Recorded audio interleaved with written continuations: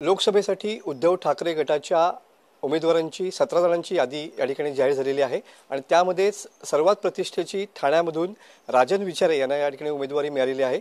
आपल्यासोबत बोलण्यासाठी स्वतः राजन विचारे साहेब आहेत। विचारे साहेब, एक वेगळा या ठिकाणी उमेदवार म्हणून आणि भारतामध्ये सर्वात महत्त्वाची निवडणूक म्हणून या ठिकाणी ठाण्याकडे बघितलं जातं, त्याच मतदारसंघातून आपल्याला उमेदवारी या ठिकाणी दिली गेलेली आहे। काय असेल पहिली प्रतिक्रिया?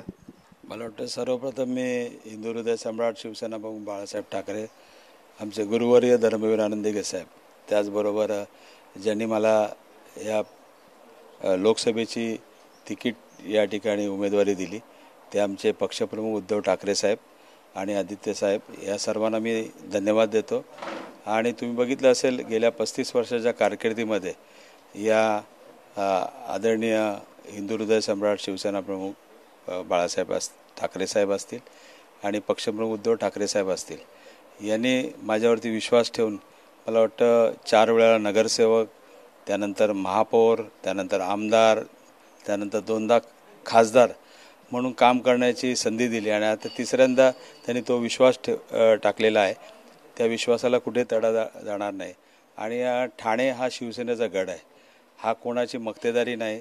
या ठिकाणी ज्या वेळेला पहिली गद्दारी झाल्यानंतर सुद्धा या ठाणेकरांनी एक हाती सत्ता त्या ठिकाणी महानगरपालिकेची त्या ठिकाणी दिली होती आणि दुसऱ्यांदा ही गद्दारी झालेली आहे। संपूर्ण महाराष्ट्राने असेल, देशाने या ठिकाणी बघितलेलं असेल आणि ह्या गद्दारीला नक्कीच हे ठाणेकर, त्याचबरोबर नवी मुंबईकर, मीरा भाईंदरकर येथील जनता फक्त इलेक्शनची वाट बघते आणि त्यांची जागा त्या ठिकाणी नक्कीच दाखवतील असा विश्वास या ठिकाणी व्यक्त करतो।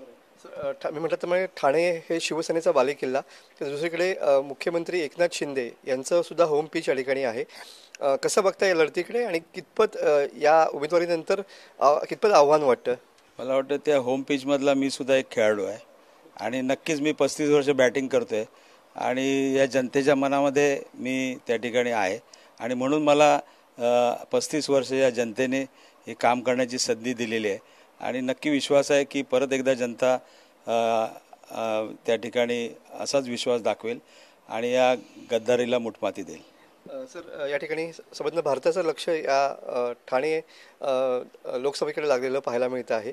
जे याच्या अगोदर तुमच्या सोबत होते ते आता वेगळे झालेले पाहायला मिळतात, त्यामुळं काय स्ट्रॅटर्जी असेल, काय व्यूहरचना असेल उमेदवारी डिक्लेअर झाल्यानंतर जिंकून येण्यासाठी?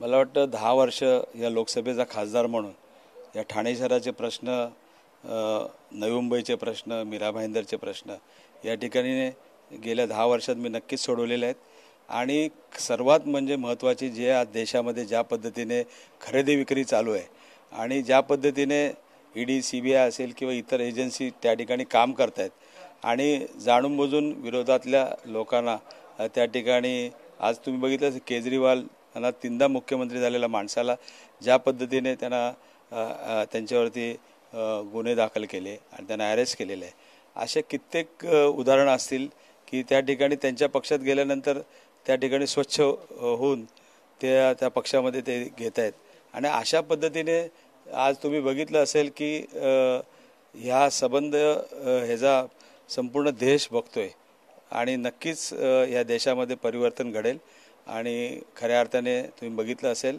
या देशातली जनतासुद्धा या ठिकाणी गद्दार विरोधात निष्ठावंत आणि यामध्ये निष्ठावंतांचा नक्कीच विजय होईल। सर, योगायोगाने 17 जणांची यादी जी झालेली आहे त्याच्यामध्ये अमोल कीर्तिकांचं सुद्धा नाव आहे, पण त्यांचं पण नाव झाल्यानंतर त्यांना ईडीचं समन्स या ठिकाणी आलेलं पाहायला मिळतंय।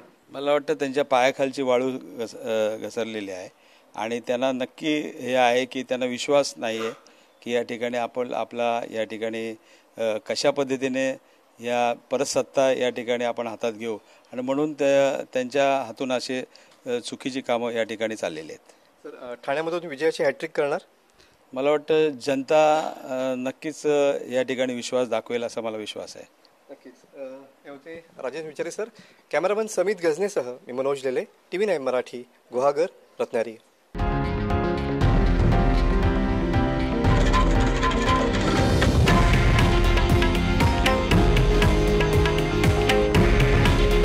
हे आहे देशातील नंबर 1 न्यूज नेटवर्क आणि आपण पाहत आहात TV9 मराठी. काळजी तुमची, हित महाराष्ट्राचं.